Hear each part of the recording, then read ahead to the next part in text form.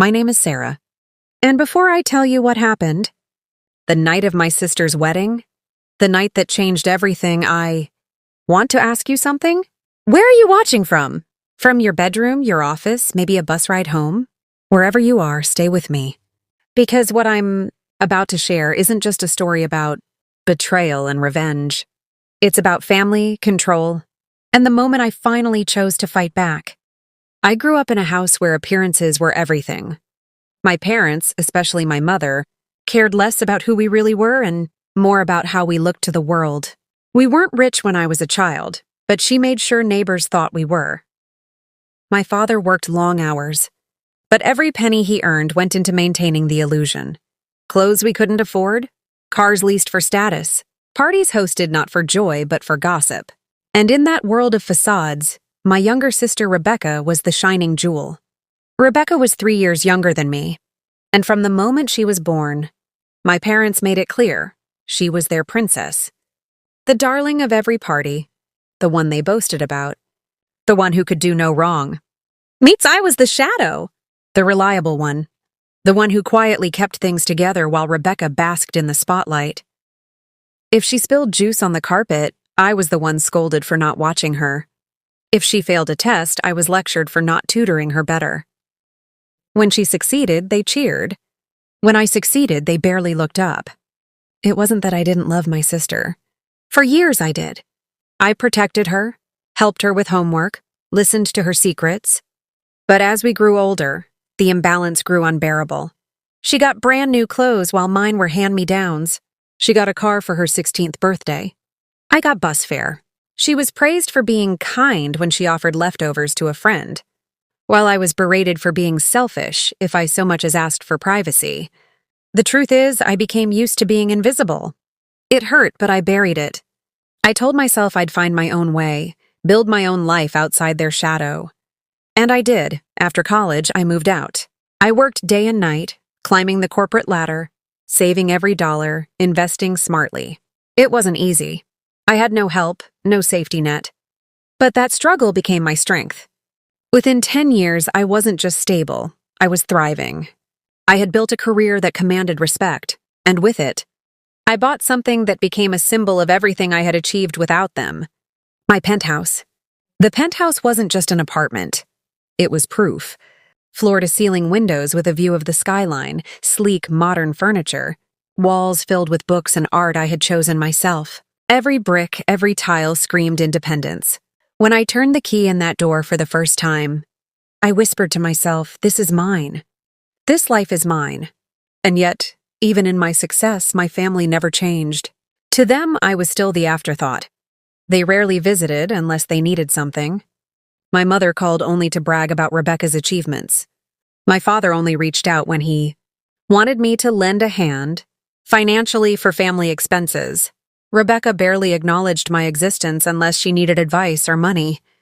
Still, I tolerated it. I told myself I could endure their indifference, as long as I had my own world to retreat into. But then came Rebecca's wedding, the night when the thin thread holding us together snapped. It was supposed to be her big day, and of course my parents poured everything into it. They rented the most extravagant venue in the city, hired designers, booked photographers whose names alone cost thousands. And yet, despite all the money they spent, it still wasn't enough for them. Because they had decided that their daughter deserved not just a wedding, but a stage grand enough to outshine everyone else. And that's where my penthouse came in. 2 weeks before the wedding, my mother called me. Her voice was syrupy sweet, which I had learned to recognize as a warning sign. Sarah, she cooed, we've been thinking. Rebecca deserves something truly special on her wedding night. Your penthouse. It would be perfect for her honeymoon suite. I nearly dropped the phone. My penthouse? Yes, she said as if it were obvious. It's bigger, more elegant than any hotel. It'll make such a statement. Imagine the photos, the skyline, the luxury. Everyone will talk about it. I was stunned. Mom, that's my home. My private space. She laughed lightly, as though I were a child throwing a tantrum. Don't be selfish, Sarah. Families share. Besides, you'll hardly be there. You can stay somewhere else for a few weeks. Think of how happy it'll make your sister. I wanted to say no immediately, but a lifetime of conditioning held me back. I mumbled something non-committal and hung up, my chest tight with anger. That night, I paced my penthouse, looking at the walls I had worked so hard for, the view I had earned, and I felt rage simmering. They had never helped me build this life, yet now they wanted to take it, as if my hard work was just another prop for Rebecca's stage. I told myself I'd put my foot down. I'd say no firmly, but I underestimated just how far they would push, and how ugly things would get when I finally refused. The days leading up to Rebecca's wedding were a storm of phone calls, texts, and thinly veiled commands from my parents. Every morning, my phone buzzed before sunrise with lists of things they wanted me to do: pick up flowers, confirm the caterer, pay deposits they'd forgotten about. It was as if my years of independence, my career, my success, all of it meant nothing.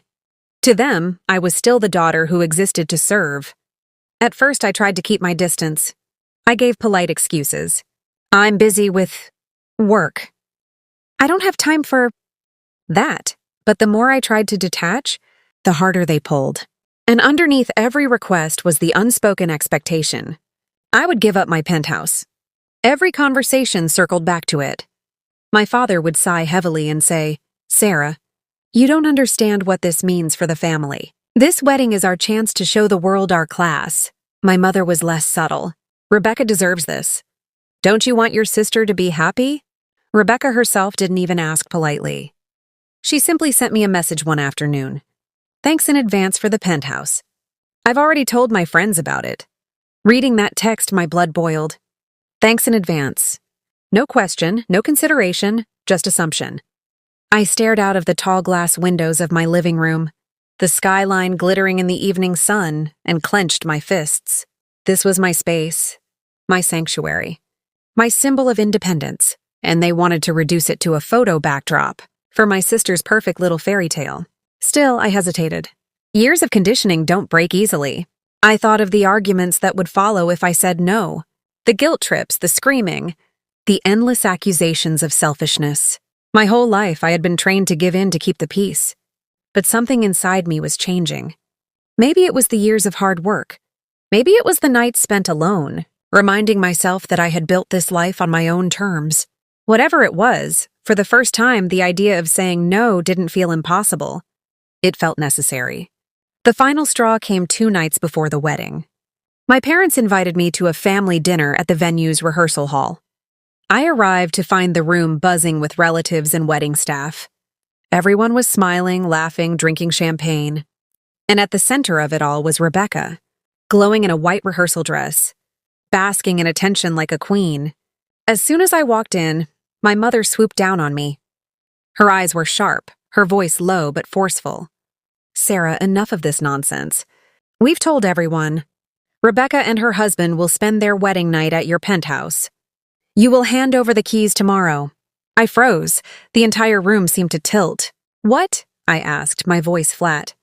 "You heard me," she said, lips curling into that condescending smile I knew too well. "Stop being difficult. You'll give the keys, and you'll find somewhere else to stay. It's done." I glanced at Rebecca, expecting at least a flicker of shame, but she only smirked, as if she were watching a show meant to amuse her. My father stood by, arms crossed, silent but firm. And then something in me snapped. "No," I said. The word came out steady, sharper than I expected. For a second, silence fell. My mother blinked as if I had spoken in a foreign language. "Excuse me?" "I said no," I repeated. My hands shook, but I didn't back down. "My penthouse is mine. I worked for it. I sacrificed for it. You don't get to demand it like it's some prop for your party. Rebecca can book a hotel like everyone else." The room went quiet. I felt dozens of eyes on me, relatives, staff, even Rebecca's fiancé, who looked suddenly uncomfortable. But I didn't care. For once, I was saying the thing I had swallowed for years. My mother's face darkened. "How dare you?" she hissed. "How dare you humiliate your sister on her special day?" I swallowed hard. "How dare you treat me like I don't matter? Like everything I've built is just yours to take. This isn't about Rebecca's happiness. This is about control." And then before I could even process it, her hand flew across my face. The slap echoed in the hall, sharp and brutal. Gasps rippled through the crowd. My cheek burned, my vision blurred with shock. For a moment, I stood frozen, my mother's hand still trembling in the air. "You ungrateful girl," she spat. "After everything we've done for you, this is how you repay us? You shame this family." Tears stung my eyes, not from pain, but from years of suppressed rage bubbling to the surface. I touched my cheek slowly, then looked her straight in the eye. "You didn't make me who I am. You tried to break me. But you failed." Rebecca's smug smile faltered. My father shifted uncomfortably. Around us, whispers filled the air. Some guests looked horrified, others entertained, but all eyes were on us. I turned on my heel and walked out, leaving the rehearsal dinner in stunned silence. My cheeks still throbbed, but my heart beat stronger than ever. For the first time, I had refused, and I knew this was only the beginning. Because if they wanted a war, I was ready to give them one. The morning of Rebecca's wedding felt heavy, as though the city itself carried the tension of the night before. My cheek still carried the faint redness from my mother's slap, though makeup disguised it well enough. But no powder, no foundation could cover the sting of what had been said, or the weight of all the years behind it. When I looked in the mirror that morning, I didn't just see Sarah, the sister, the daughter, the afterthought. I saw Sarah, the woman who had worked tooth and nail to carve out her own life, the woman who had refused to be used. For the first time, I saw my strength reflected back at me, and I promised myself something quietly as I slipped into my dress. They will not get away with this. The wedding venue was a sprawling estate draped in flowers and chandeliers, every corner screaming wealth my parents didn't actually have. They had borrowed, begged, and overextended just to make sure Rebecca's day looked like a royal affair. The irony was almost laughable. They had demanded my penthouse because their extravagance had drained every resource. Now they moved through the glittering hall as if they owned it all. Heads high, proud smiles masking desperation. When I arrived, whispers followed me like shadows. Relatives glanced at me, some with pity, others with smugness. Word of the slap had spread fast. I could see it in the way they looked at me, as though I were the black sheep, the troublemaker. My mother avoided my gaze entirely, flitting around like a queen bee, giving orders to staff. My father stood stiff, his jaw tight, pretending nothing had happened. Rebecca was radiant, I'll give her that. In her white gown, surrounded by bridesmaids, she looked every inch the princess she had always been told she was. When our eyes met, she gave me a look that made my blood run cold. A smirk. Victorious, as though to say, "See? I always win."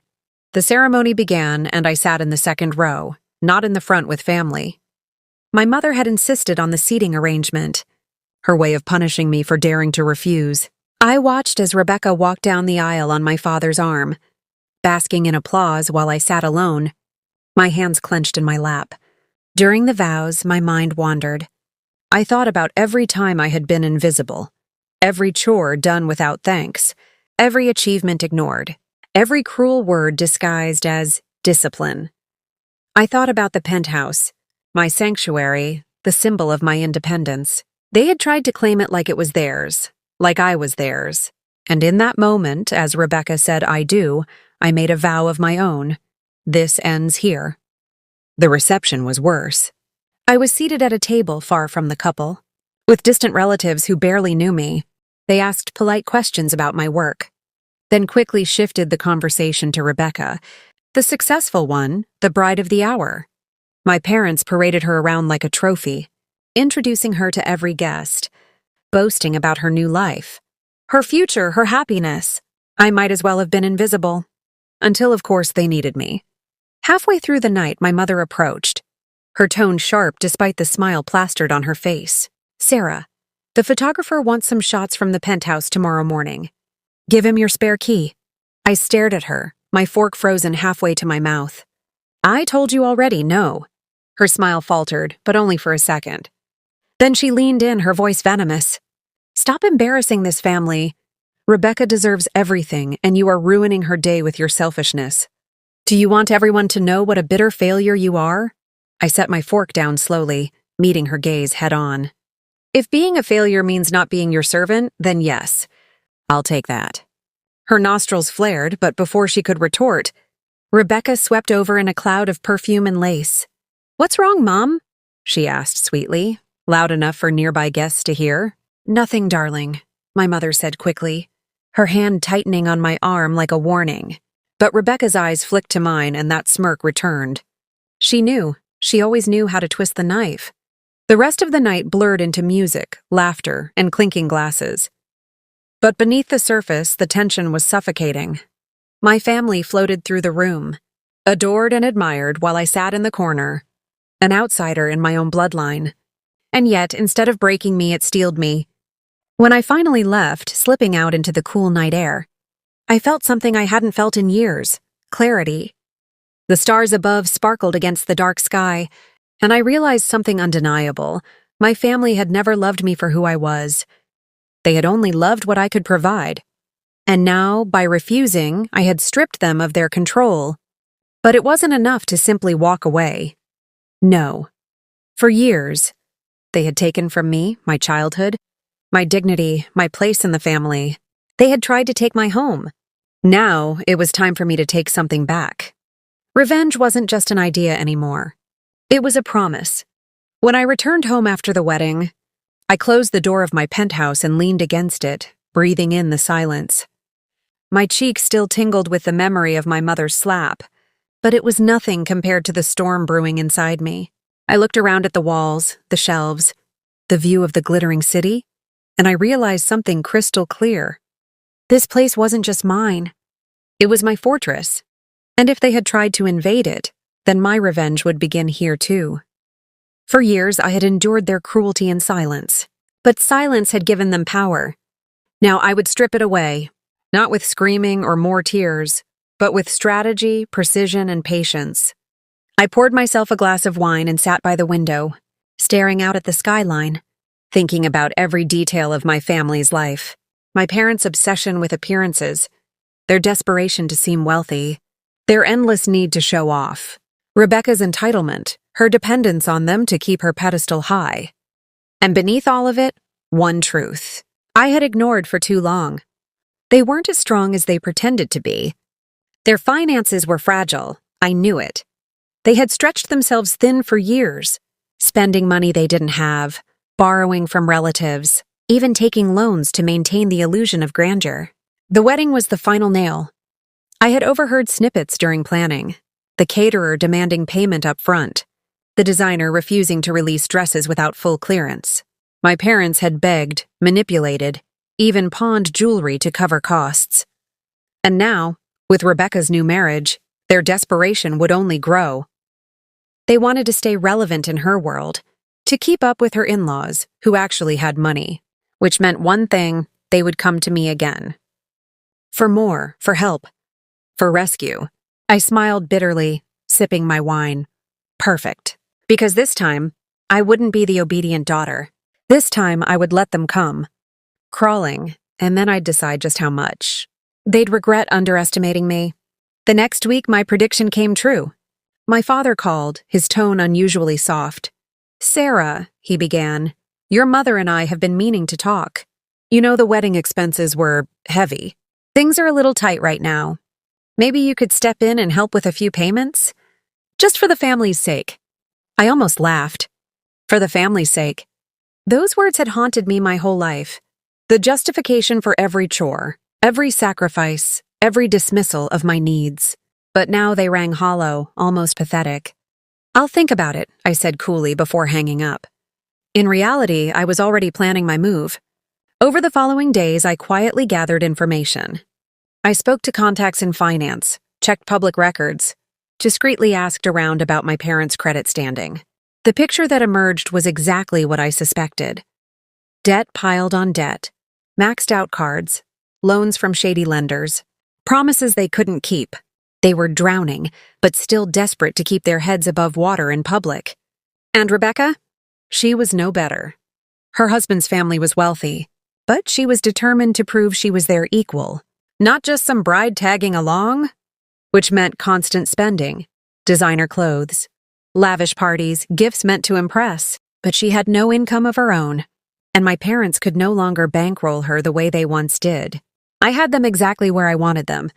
But revenge, I realized, couldn't just be about money. That would be too easy. My parents had never cared about money itself. They cared about status, about power, about control. If I wanted to hurt them the way they had hurt me, I needed to strike where it mattered most, their pride. So I devised a plan, slowly, carefully, like laying out pieces of a chess game. I would use their desperation, their lies, and their arrogance against them. I wouldn't just refuse to save them, I would let them expose themselves. And when they did, when the masks slipped and the world saw the truth, I would be standing there unbroken, untouchable. That night, as I closed my notebook filled with scribbled strategies, I whispered to myself the same vow I had made at the wedding. This ends here. Only this time it wasn't just a vow. It was the beginning of their downfall.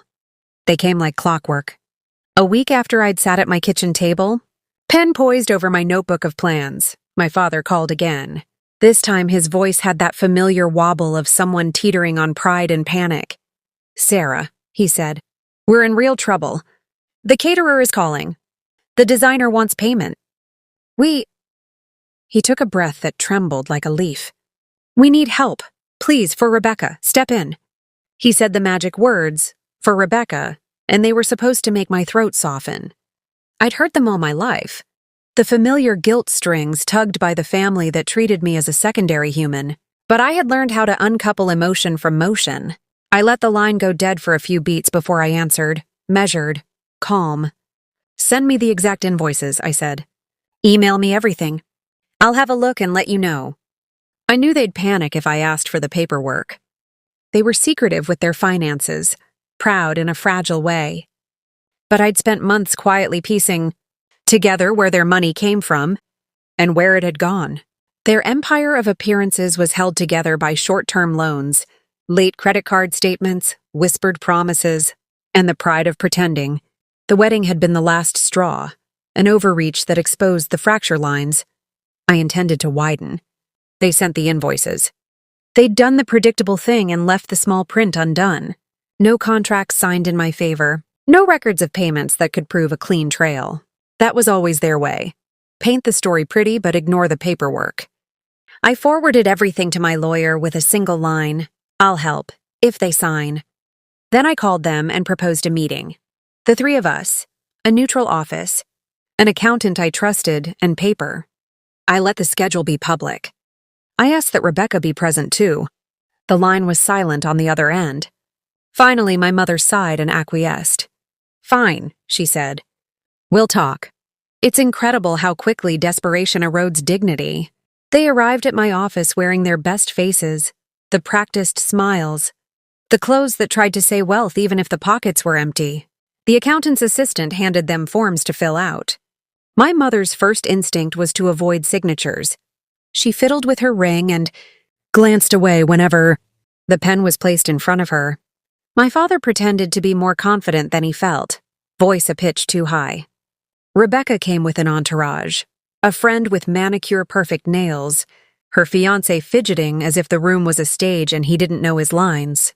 I watched them from across the table, my expression neutral. I had a plan that was equal parts legal, social, and surgical. I would not just refuse to hand over the penthouse. I would put them in a position where every prideful move they'd made in front of friends, in newspaper announcements, in church gossip counted against them. I would force the truth into the open, and I would let the world decide which story they preferred. The one where they were generous benefactors, or the one where they spent every last cent trying to prove they were something they weren't. "Here are the invoices," I said, placing a clean stack on the table. "I'm willing to pay these directly, but I need indemnity. You must sign a promissory agreement acknowledging the debt and specifying a repayment plan. You will also authorize a notarized disclosure of the weddings, true costs should you fail to meet the plan. No secrecy, no theatrics." Their faces went through a progression I recognized, first entitlement, then confusion, then panic. My mother's eyes fluttered like a trapped bird. "We can't have something like that made public," she hissed. "Do you want to ruin Rebecca?" Her voice rose a fraction too much, exposing the fear beneath. My father's jaw clenched. "We'll pay you back. We'll figure it out. Sign here, I said. I'll wire the amount to the vendor once this is executed.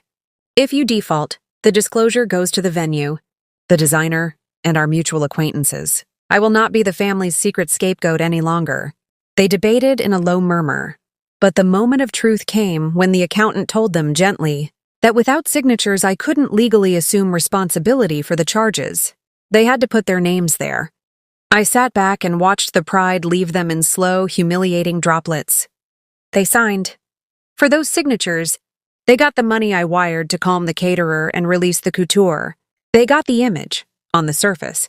Family saved by generous daughter. But the paper, trail now tied my name to the wedding, expenses and, crucially, tethered their integrity to a repayment schedule and the condition I'd insisted upon disclosure upon default. I had given them the handhold to survive their immediate crisis, but I'd strapped the truth to their heels. It was a trap disguised as mercy. They left relieved, smiling for the valet, who didn't know about the contract signed behind closed doors. They called me later to say thank you, their voices syrupy and relieved, promising to send the payments on time.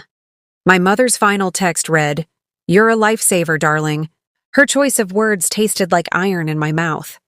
That night I slept coldly, both satisfied and awake with thoughts. The next week, the first payment date came and went. I watched the ledger like a hawk. The payment didn't arrive. My texts for updates grew nervous. The accountant called, then I did. Their excuses arrived with the same predictability as the seasons. Cash flow issues, unexpected medical bills. The bank is slow. I let them talk. My voice even, asking for hard commitments. Every answer was soft and evasive. I knew the dance too well. So then I turned to the second layer of my plan, public pressure without public spectacle. I began making quiet, discreet calls I'd been saving in my back pocket. The wedding planner who'd refused to release photos, the florist who'd loaned bouquets, even a mutual friend who loved gossip more than anything. I didn't blare accusations. Instead, I posed simple questions. Hey, did you receive full payment for Rebecca's wedding? A few of those calls returned an audible catch of guilt. My friend said, they've been saying they'll wire, maybe it's on its way, that. Friend's eyebrow raised when I asked, would you be surprised if the family had taken loans? The honest answer I wanted came out between sips of wine and the clicking of an Instagram update. They always stretch more than they can handle.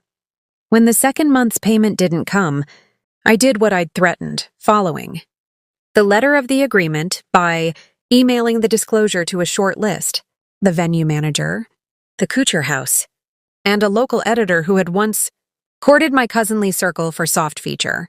Pieces about society families. In case of default, please see attached disclosure, the email read. I CC'd the accountant. I didn't gloat. I was clinical. The effect was not immediate, but it built like a slow, inevitable flood. Word leaked out in controlled, mundane ways. The venue manager texted my mother a reminder about reputation. The designer, inconvenienced, asked to settle the balance publicly. The editor sent a polite inquiry about the discrepancy between the wedding's flamboyance and apparent documentation of funds. My parents, who had always relied upon appearances to patch their weak foundations, suddenly found themselves under a tiny, merciless light. Their reaction was predictable and instructive. They scrambled to their friends and to distant relatives, speaking in hushed tones, asking for help. My uncle, who had always fancied himself a fixer, arranged a dinner with an old friend who ran a loan company, offering a precarious bridge. My mother reached out to Rebecca's in-laws in a fit of flattery and promise. In public, they smiled and waved. In private, they pawed through memory boxes and pawned trinkets. All the while, I watched the pattern I'd mapped months earlier unfold. Pride pushed them to overreach, debt followed, and now shame pressed at their heels. One evening, a month into the repayment terms, my father came to my penthouse unannounced. I answered the door to find him looking older than his years. He clutched a thin envelope, an apology maybe, or a plea. He entered and sat without invitation on my immaculate sofa, hands clasped like a child. He started to speak, then faltered, grappling for dignity. "Sarah," he said finally, We're in trouble. The bank wants collateral. They want to inspect our assets. Didn't you sign the repayment plan with me? I asked. Yes, he said. But there's more debt. The loans, they came due. We didn't know how to tell you. His voice broke. For a moment, I saw the sliver of man who had carried the weight of false pride all these years. It was a frail thing, but I didn't feel like a villain. I felt like a woman who had decided to no longer allow herself to be invisible. I had offered them a rope. They'd decided to tighten it around themselves. Compassion, bound by contract, multiplied the pressure instead of easing it. That night, I made another move. I called Rebecca and asked to meet, just the two of us. I wanted to observe how she navigated the minefield of guilt and advantage. She arrived at my penthouse perfumed like an apparition, bright in brand names and practiced smiles. When she sat, she attempted small talk about her honeymoon, about the way the photos had come out. Then cautiously she asked, "Are you okay? Mom said we had a tiny problem. Did you help?" I watched her eyes search my face for the old submissive Sarah she had known. There was no loyalty in that gaze, only calculation. "I did help," I said. "Under conditions." Her smile tightened. "What conditions?" "You can just be generous. Family, remember?" "Family," I echoed, "isn't a license to exploit," I told her clearly, about the agreement and about the contingency I had placed in case they defaulted. She laughed at first, a brittle sound. Then she scowled. "You wouldn't," she said. "You can't ruin us." "Oh, I can," I said softly. "But I would prefer not to. I prefer you honor what you owe." She leaned forward, suddenly dangerous. "You don't understand," she hissed. "We can't be seen begging. It would be humiliating. You'll ruin us." She sounded almost like my mother then, terrified of perception. "Please consider forgiveness." Forgiveness would have been easy. A wire transfer, a hug, a quick social closure, and my role as the dutiful relative could continue. But the point wasn't to clean the mess quietly. The point was to end the habit of using me as a spilled napkin to wipe their shame. So I did something that felt small and immense at once. I reached into the drawer, pulled out a pen, and slid a piece of blank paper to her. "If you and your parents want me to forgive the debt, you will first write a public apology, one acknowledging the truth and promising to pay on schedule. You will also sign a document acknowledging that my penthouse is not family, property, and never will be used without my consent." She stared, incredulous. "You want a public apology?" "Yes." I kept my voice calm. "You want me to be your bailout and then pretend none of this happened?" "No. Parade this honest act publicly or pay it privately in full." She sat back, the color draining from her face. "You'll humiliate us," she whispered. "I already have," I answered. "Now you have a choice. Be honest and rebuild, or keep living the lie and watch the truth slowly come out." She left in a storm of fury and hurt, but the seed of doubt had been planted. The family's facade was fraying because I had insisted it be anchored to reality. They could either meet that reality with courage, accept repayment and accountability, and perhaps heal, or they could keep lying and see their social image slowly erode with every vendor who called, every unpaid invoice, every whispered rumor. Over the next weeks, the pressure intensified from multiple directions.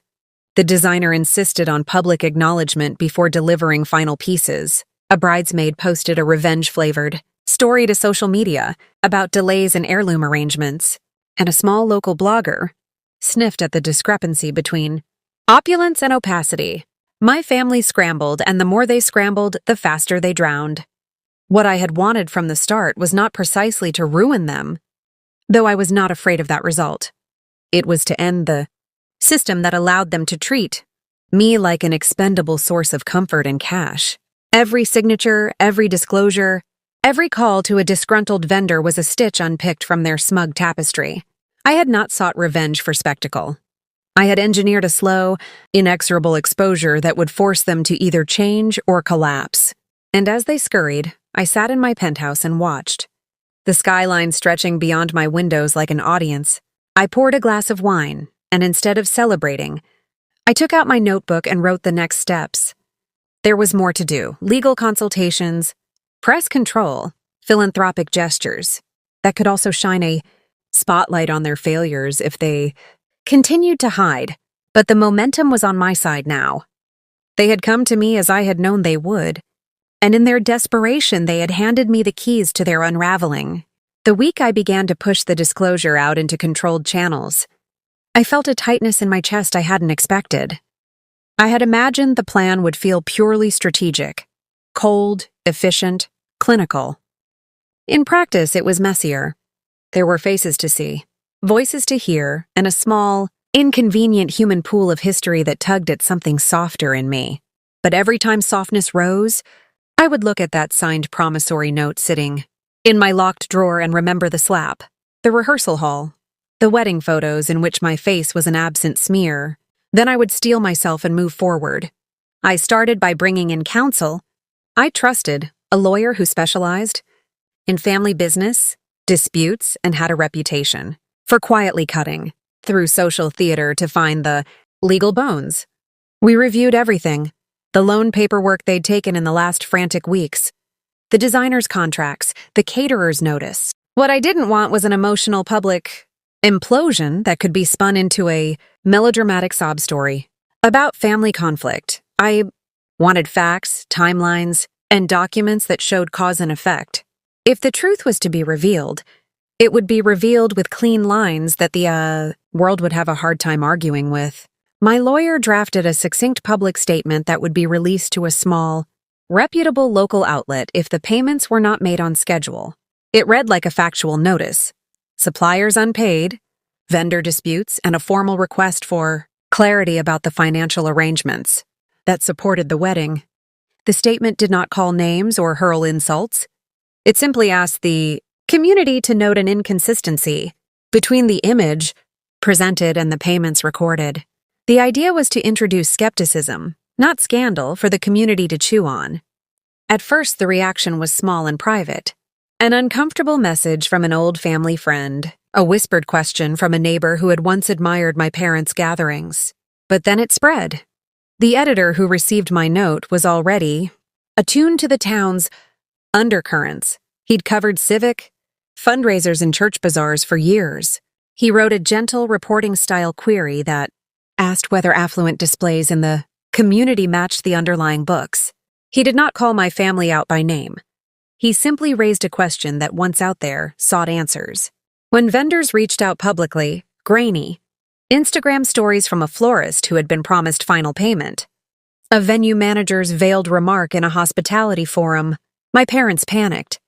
Their initial strategy was to charm their way out: calls to old friends, an offer of a generous donation to the community center that would show goodwill, a frantic request to a cousin with deep pockets to temporarily bridge accounts.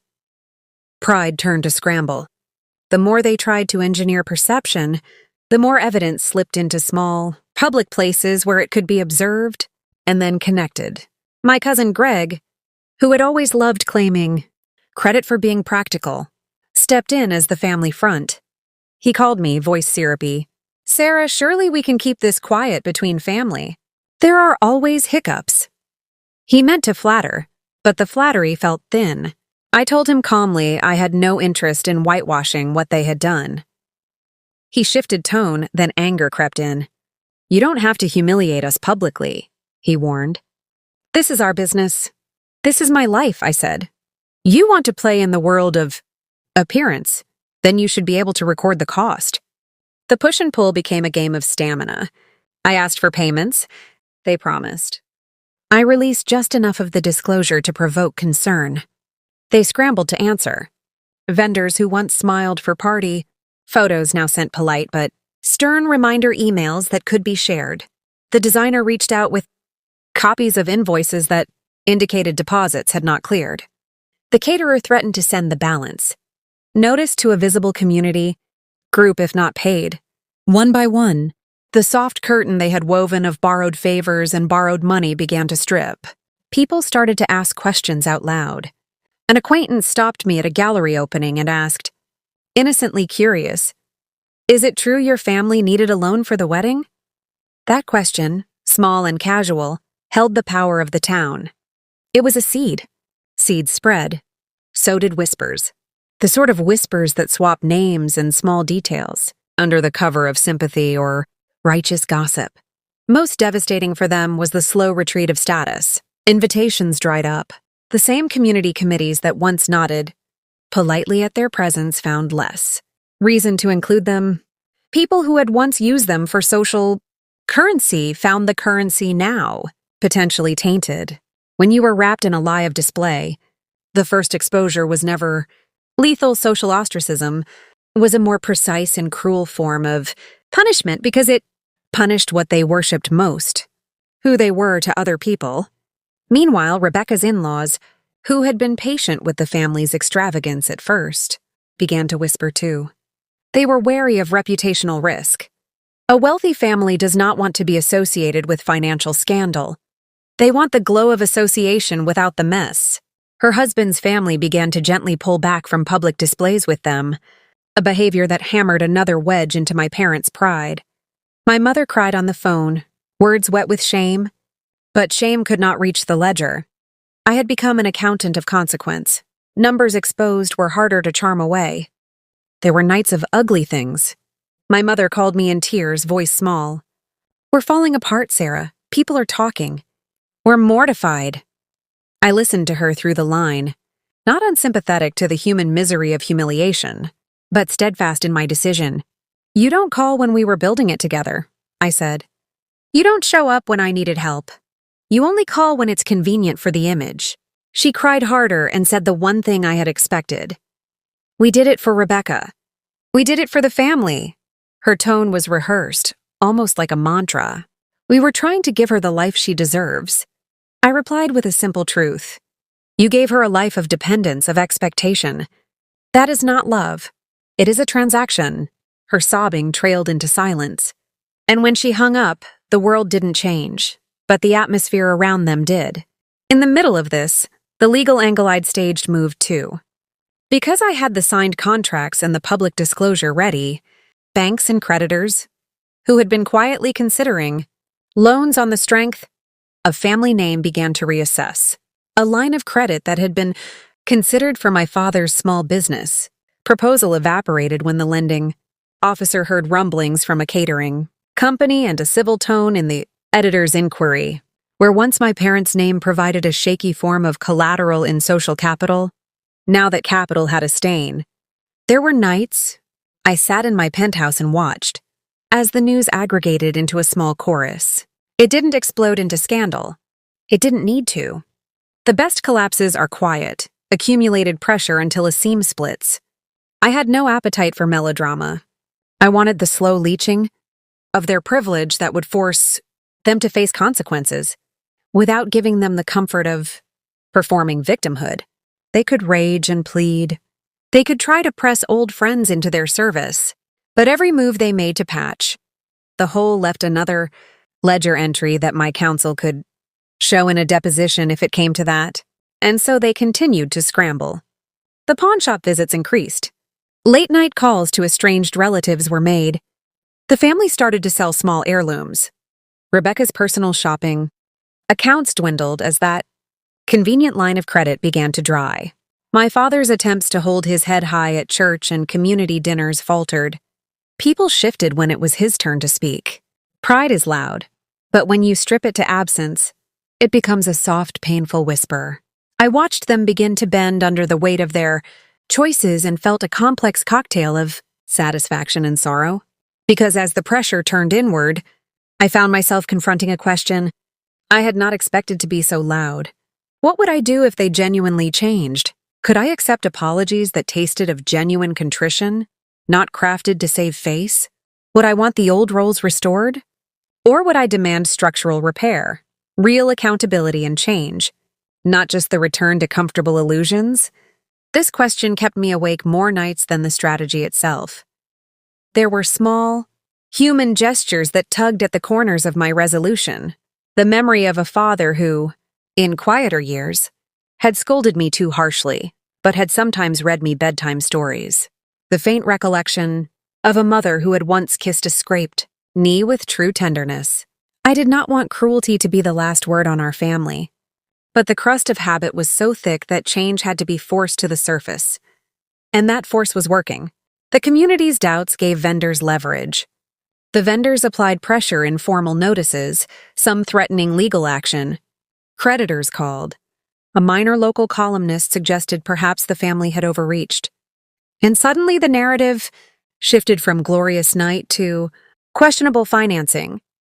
At work, I fielded texts from old friends who asked if I'd considered stepping in and quietly settling things for family. The tone of those texts was sympathetic, but also wary. No one wanted to be dragged into the storm except to quietly soothe it. "It's messy, I know," one friend wrote, "but you could just help and then move on. No one needs the world to know." I replied with a short paragraph. I gave them the chance to be responsible. They chose image. This is the consequence. If they want help, they can ask with accountability.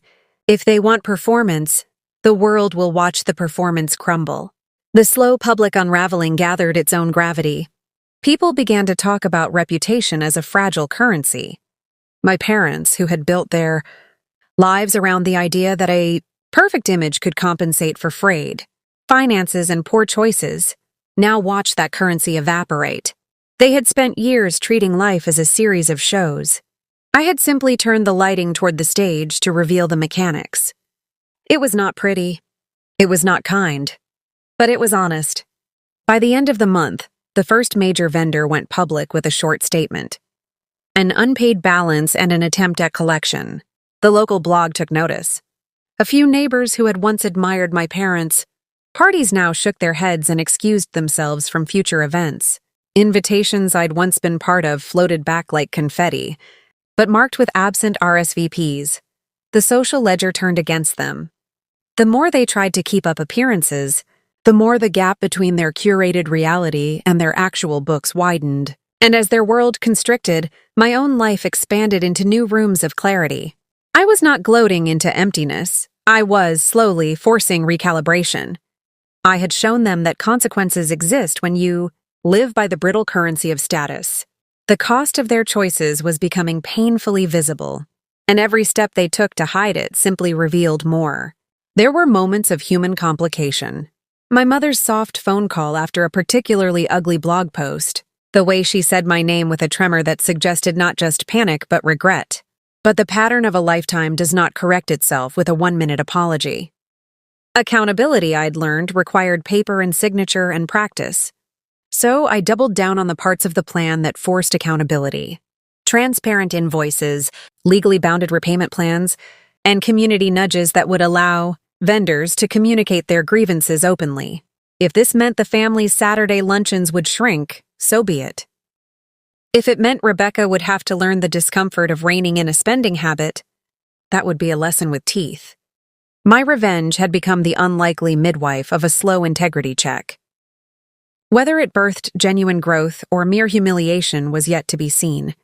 But as their invitations dwindled and their accounts thinned, I found I could sleep, if not with ease, then with the weight of purpose. I had not woken the sleeping giant of public opinion to enjoy spectacle. I had done it because the pattern of being taken for granted had been unending. I had forced daylight into a house that had always chosen dusk. When humiliation takes root, desperation always follows.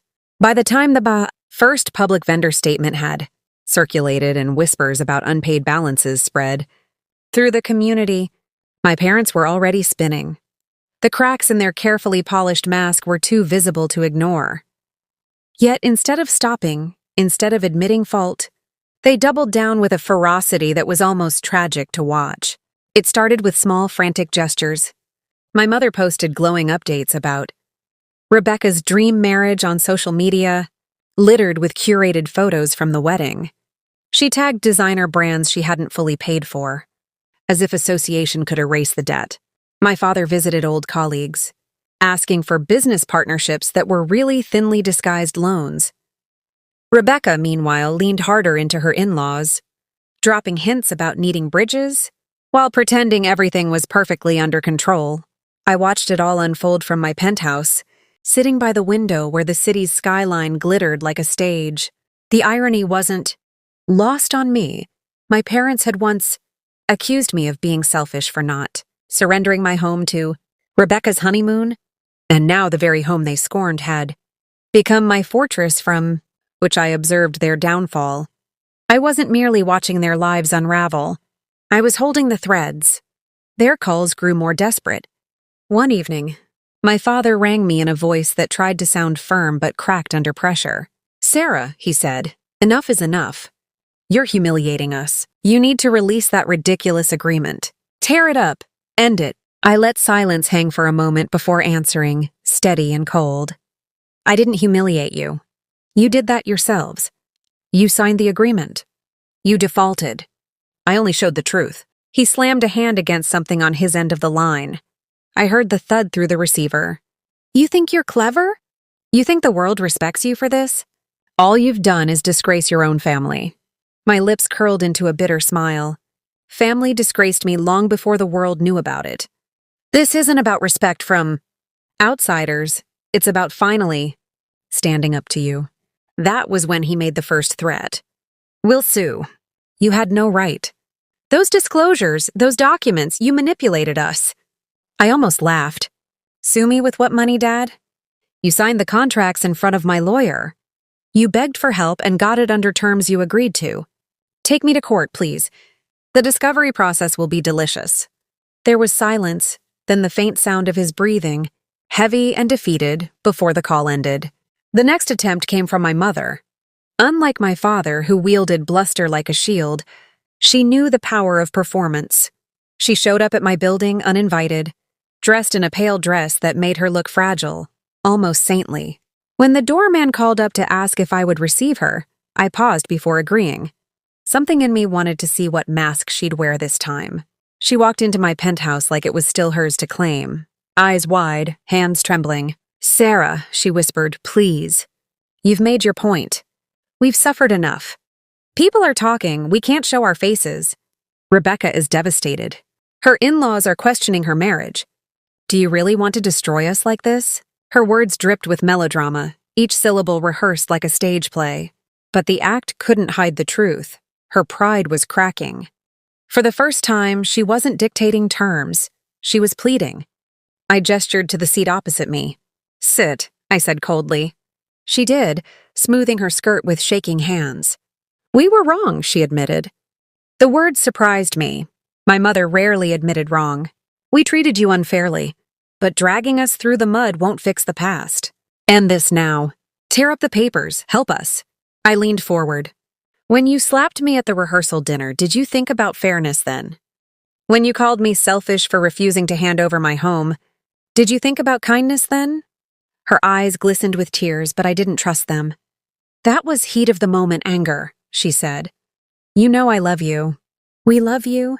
Families fight, but they come back together. Don't punish us forever." I exhaled slowly, then slid a folder across the table. Inside were copies of the signed agreements, payment records, and the disclosures already circulating. "This isn't punishment," I said. "It's consequence. You spent years demanding from me without giving. Now the world sees it. And I'll decide when this ends, not you." Her hand hovered over the folder but didn't touch it. She looked up, eyes shimmering, and whispered, "Please, Sarah, I'm your mother." For a split second, the word tugged at me. Mother, the woman who birthed me, who kissed my scraped knees as a child before turning me into her household maid. Love and pain tangled in my chest. But then I remembered every time she dismissed me, every time she told me Rebecca mattered more, every time she reduced me to a tool for appearances. I stood, voice firm. "Leave." Her lips parted as if to argue, but the steel in my tone silenced her. She rose shakily and left, her perfume lingering in the air long after the door clicked shut. The final attempt came from Rebecca herself. Unlike my parents, she didn't bother with tears or threats. She stormed into my office one afternoon, her heels clicking like gunshots on the floor. She looked furious, her eyes blazing with entitlement. "This has gone too far," she snapped. "You're ruining everything. For me, for our family. Do you even understand what you're doing?" I leaned back in my chair, unruffled. "I'm holding you accountable. Something none of you ever wanted," she scoffed. "Accountable? You're jealous, Sarah. You always have been. Jealous that I was loved more. Jealous that I had more. This is your revenge fantasy, isn't it? Making us crawl. Her words were sharp, but they bounced off the armor I had built. Jealous? I repeated, my voice low.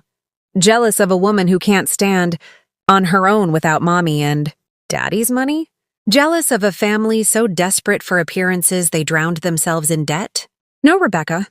I'm not jealous. I'm free. She slammed her hands on my desk, leaning in close. You'll regret this. When we cut you out forever. When no one in this town wants your name, then you'll see what it means to be alone. I met her glare steadily. I've been alone my whole life. That's why I survived, and that's why you won't. Her nostrils flared, but she had no retort. She spun on her heel and stormed out, slamming the door so hard the frame rattled. After she left, I sat in the silence, my heart pounding. Their desperation had peaked. Threats, pleas, accusations, they had played every card. And I had not bent. For the first time, the power dynamic had shifted entirely. They were the ones clawing, and I was the one holding the strings. Yet that night, as I sat by my window again, glass of wine in hand, I asked myself the question that gnawed at me since this began. How far will I go? I had the power to ruin them completely. With one more disclosure, one more legal move, I could strip away what little reputation they had left. But what then? Would I feel peace or just emptiness? Would revenge heal the wound or deepen it? The city stretched before me, alive with light and possibility. For once, I had the luxury of choice.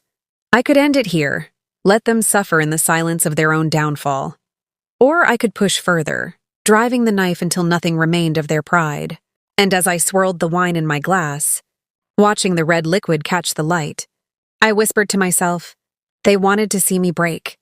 Instead, they'll see me rise. And whether I stop here or go further, that decision will be mine alone. In the weeks that followed, I realized something powerful. Silence could be louder than noise. I didn't need to unleash every document, every truth. The seeds were already planted. My parents' desperate scrambling, Rebecca's angry outbursts, the whispers at social gatherings, all of it had become a current moving against them. All I had to do was step back and let gravity finish what I had started. The final blow came not from me, but from the community they had tried so hard to impress. An article appeared in the local paper, small but cutting. When appearances don't match reality, a family's lavish. Wedding in question. It didn't name names, but everyone knew. The vendors' statements, the gossip, the carefully avoided glances at church, it all converged. My family's image shattered, not with an explosion, but with a slow crumble until nothing was left. Rebecca called me late one night, her voice stripped of arrogance. They're done, she said flatly.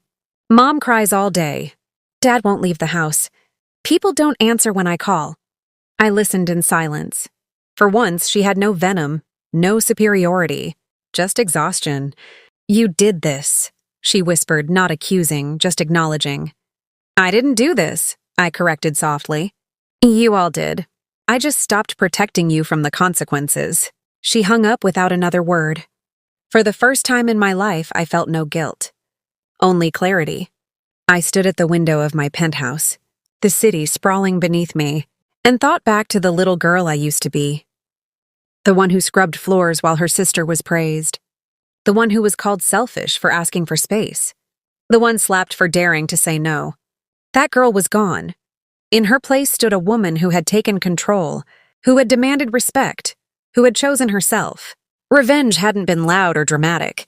It hadn't required screaming matches or fists slammed on tables.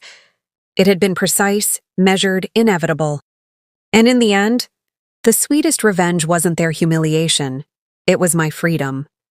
I closed my curtains, set down my wine glass, and whispered to myself one final time, I will rise.